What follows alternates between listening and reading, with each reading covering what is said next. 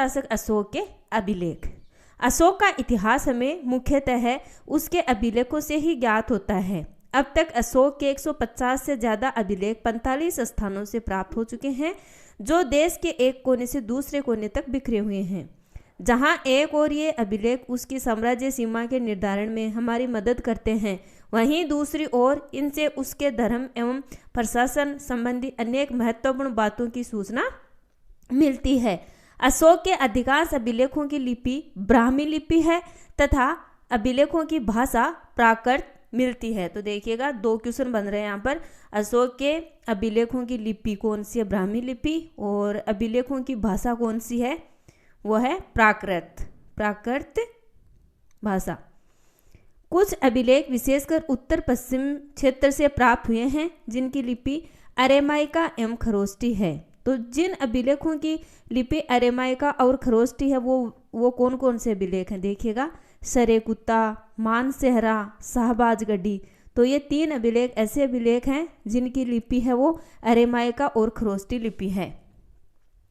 गंधार से द्विभाषी अभिलेख मिला है जो यूनानी अरेमाइका भाषा का है। तो जो गंधार से द्विभाषी अभिलेख मिला वो यूनानी और अरेमाइक भाषा का है। जेम्स प्रिंसेप ने प्रथम बार ब्राह्मी लिपि को सफलतापूर्वक पढ़ा 1837 ईस्वी में। तो जेम्स प्रिंसेप है उसने पहली बार ब्राह्मी लिपि को सफलतापूर्वक पढ़ा था। कब? 1837 ईस्वी में। टील पेंथर ने अशोक का पहला अभिलेख खोजा था। कब? 1750 ईस्वी में। तो अशोक का पहला अभिलेख किसने खोजा? टील पेंथर ने। कब खोजा? 1750 ईस्वी में। वे अभिलेख जिनमें अशोक की उपाधि न मिलकर केवल अशोक का नाम मिलता है, ठीक है ना, अशोक की उपाधियां वगैरह न मिलके केवल उसका नाम अशोक मिलता है, वो कौन कौन से अभिलेख हैं? मास्की अभिलेख जो कर्नाटक में है, उद्देगोलन अभिलेख जो आंध्र प्रदेश में है, नेतूर का अभिलेख वो आंध्र प्रदेश में है, और गुर्जरा अभिलेख जो कर्नाटक में है। ये जो मास्की, उद्देगोलन, नेतूर और गुर्जरा ये ऐसे अभिलेख है जिसमें अशोक का नाम अशोक मिलता है, उपाधि नहीं मिलती। ठीक है। इन अभिलेखों का इतना अधिक महत्व है कि D.R. भंडारकर जैसे एक चोटी के विद्वान ने केवल अभिलेखों के आधार पर ही अशोक का इतिहास लिखने का प्रयास किया है। कहा जा सकता है कि यदि ये अभिलेख प्राप्त नहीं होते तो अशोक जैसे महान सम्राट के विषय में हमारा ज्ञान अधूरा रहता। सर्वप्रथम 1837 में जेम्स प्रिंसेप नामक विद्वान ने अशोक के लेखों का उद्वाचन किया था, अर्थात पढ़ा था उनको, किंतु उन्होंने लेखों के देवाराम पिये की पहचान सिंहल के राजा तिस से कर डाली। कालांतर में तथ्य प्रकाश में आया कि सिंहलीय नुश्रुतियों, दीपवंश तथा महावंश में यह उपाधि अशोक के लिए प्रयुक्त की गई है। ठीक है। प्रथम बार 1905 में टर्नल महोदय ने देवानाम पिये की पहचान मास के अभिलेख के आधार पर अशोक से की है। अशोक के अभिलेखों का विभाजन निम्नलिखित वर्गों में किया जा सकता है। देखिए, अशोक के अभिलेखों को कौन कौन से वर्गों में विभाजित किया गया है? शिलालेख, स्तंभलेख, गुहालेख। और शिलालेख के बारे में हमने पढ़ा है, लघु शिलालेख, बृहद शिलालेख, स्तंभलेख और गुहालेख। देखिएगा, पढ़ते हैं अशोक के वृहद शिलालेख कौन कौन से हैं। अशोक के 14 विभिन्न राज्य के जो शासनादेश है वो 8 भिन्न भिन्न स्थानों से प्राप्त किए गए हैं। इन 8 जगहों से मिले अभिलेखों की जानकारी का विवरण इस प्रकार से है। शाहबाजगढ़ी का वृहद शिलालेख आधुनिक पाकिस्तान के पेशावर जिले की यूसुफजई तहसील में स्थित है। यह खरोष्टी लिपि में है। 1836 ईस्वी में जनरल कोर्ट ने इसका पता लगाया था। इसमें 12वें के अलावा अन्य सभी लेख हैं। ठीक है, तो जो 14 लेख हैं उनमें से 12वें के अलावा सारे लेख इस वाले अभिलेख में मिलते हैं। इस समूह के 12वें लेख का पता 1889 ईस्वी में सर हेरल्ड डीन ने लगाया था, जो मुख्य अभिलेख से कुछ दूरी पर एक पृथक शिलाखंड पर खुदा हुआ है। शाहबाजगढ़ी संभवतः है अशोक के साम्राज्य में विद्यमान यवन प्रांत की राजधानी थी।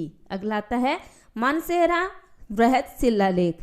पाकिस्तान के हजारा जिले में स्थित है। यहाँ से प्राप्त 3 शिलाओं में पहली पर प्रथम 8 शिलालेख, दूसरी पर 9वें से 12वें तक तथा तीसरी पर 13वां और 14वां लेख उत्कीर्ण है। पहली 2 शिलाएं जनरल कनिंघम द्वारा खोजी गई, जबकि तीसरी का पता पंजाब पुरातत्व विभाग के एक भारतीय अधिकारी ने लगाया था। यह अभिलेख खरोष्टी लिपि में लिखा गया है जो ईरानी अरामेइक से उत्पन्न हुई थी। इन लेखों के अक्षर बड़े तथा खुदाई में अधिक सुस्पष्ट हैं। अगला जो शिलालेख है वह है कालसी वृहद शिलालेख। उत्तर प्रदेश के देहरादून जिले में स्थित है। 1860 ईस्वी में फॉरेस्ट ने इसे खोज निकाला था। यह स्थान यमुना तथा टोंस नदियों के संगम पर स्थित है। यह अभिलेख ब्राह्मी लिपि तथा प्राकृत भाषा में लिखा गया है। अगला आता है गिरनार वृहद शिलालेख। गुजरात प्रांत के काठियावाड़ में जूनागढ़ के समीप गिरनार की पहाड़ी है। यहीं से रुद्रदामन तथा समुद्रगुप्त के लेख भी मिले हैं। 1822 ईस्वी में कर्नल टोड ने इन लेखों का पता लगाया था। अशोक का शिलालेख 2 भागों में है, जिनके बीच में ऊपर से नीचे तक एक रेखा खींची हुई है। पहले 5 लेख बाईं ओर तथा 7 दाईं ओर उत्कीर्ण किए गए हैं। तीसरा लेख नीचे है, जिसके दाईं ओर 14वां लेख है। गिरनार लेख सबसे सुरक्षित अवस्था में है। यह अभिलेख ब्राह्मी लिपि तथा प्राकृत भाषा में लिखा गया है। ठीक है। अगला वृहद शिलालेख आता है धौली वृहद शिलालेख। यह वर्तमान उड़ीसा प्रांत के पुरी में स्थित है। धौली की 3 छोटी पहाड़ियों की एक श्रृंखला पर लेख खुदे हैं, जिनका पता 1837 में किट्टो ने लगाया था। इस अभिलेख पर 11वें से 13वें तक लेख नहीं मिलते तथा उनके स्थान पर 2 नए लेख खुदे हुए हैं, जिनमें अंतो अर्थात सीमांतवासियों तथा जनपदवासियों को दिए गए आदेश हैं। इसको पृथक कलिंग प्रज्ञापक कहा जाता है। यह अभिलेख ब्राह्मी लिपि तथा प्राकृत भाषा में लिखा गया है। यह अभिलेख तोसली, जो कलिंग की राजधानी थी, के अधिकारियों को संबोधित किया गया है। उन्हें आदेश दिया गया है कि वह कलिंग की जनता के कल्याण के लिए उसी प्रकार कार्य करें जिस प्रकार अन्य मौर्य क्षेत्र की जनता के लिए करते हैं, क्योंकि सारी प्रजा मेरी संतान है। ये धौली वृहद शिलालेख में कही गई बात है।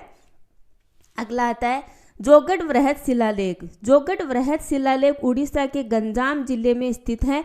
जोगढ़ के लेख 3 शिलाखंडों पर खुदे हुए हैं, जिनका पता 1850 में वाल्टर इलियट को चला था। इस शिलालेख में 11वें से 13वें तक के लेख नहीं मिलते हैं तथा उनके स्थान पर 2 नए लेख खुदे हुए हैं, जिनमें अंतो सीमांतवादियों तथा जनवादियों को दिए गए आदेश हैं। यही कारण है कि इसे पृथक कलिंग प्रज्ञापक कहा जाता है। इसे भी पृथक कलिंग प्रज्ञापक कहा जाता है। इसमें अन्य बातों के अलावा कलिंग राज्य के प्रति अशोक की शासन नीति के विषय में बताया गया है। वह कलिंग के नगर व्यावहारिकों को न्याय के मामले में उदार तथा निष्पक्ष होने का आदेश देता है। शासन में भ्रष्टाचार को रोकने के लिए अधिकारियों के स्थानांतरण की बात कही गई है। जनता में धर्म प्रचार करने की बात भी कही गई है, क्योंकि सारी प्रजा मेरी संतान है, ऐसा इस वाले वृहद शिलालेख में भी कहा गया है। और एक आपका धौली वृहद शिलालेख में कही गई है ये बात, और एक आपके जोगढ़ वृहद शिलालेख में कही गई है। अगला आता है एर्रागुड्डी वृहद शिलालेख। यह शिलालेख आंध्र प्रदेश के कर्नूल जिले में स्थित है। यहाँ पत्थरों के 6 टीलों पर अशोक के शिलालेख एवं लघु शिलालेख उत्कीर्ण हैं। इनका पता 1929 ईस्वी में भूतत्वविद अनु घोष ने लगाया था। एर्रागुड्डी लेख में लिपि की दिशा दाएं से बाएं मिलती है, जबकि अन्य सभी में ये बाएं से दाएं मिलती है। तो ये क्वेश्चन भी आ सकता है भाई, कौन से वृहद शिलालेख में अशोक का ऐसा कौन सा वृहद शिलालेख है जिसमें लिपि की जो दिशा वो दाएं से बाएं मिली है? वह है आपका एर्रागुड्डी वृहद शिलालेख। ठीक है। सोपारा वृहद शिलालेख। सोपारा महाराष्ट्र के थाना जिले में स्थित एक खंडित शिला पर 8वें शिलालेख के कुछ भाग उत्कीर्ण हैं। अनुमान किया जा सकता है कि पहले यहाँ सभी 14 लेख विद्यमान रहे होंगे। सन्नति वृहद शिलालेख। यह अभिलेख कर्नाटक में स्थित है, जो सबसे नया शिलालेख है। तो सबसे नया शिलालेख कौन सा शिलालेख है? सन्नति, जो कहाँ पे है? कर्नाटक में है। तो इस वीडियो में हमने अशोक, जो मौर्य शासक अशोक है, उसके अभिलेखों, उसके वृहद शिलालेखों के बारे में जानकारी प्राप्त की। हमारा वीडियो अंत तक देखने के लिए आपका बहुत बहुत धन्यवाद। आगे के वीडियोज में हम मौर्य शासक अशोक के गुहा लेखों के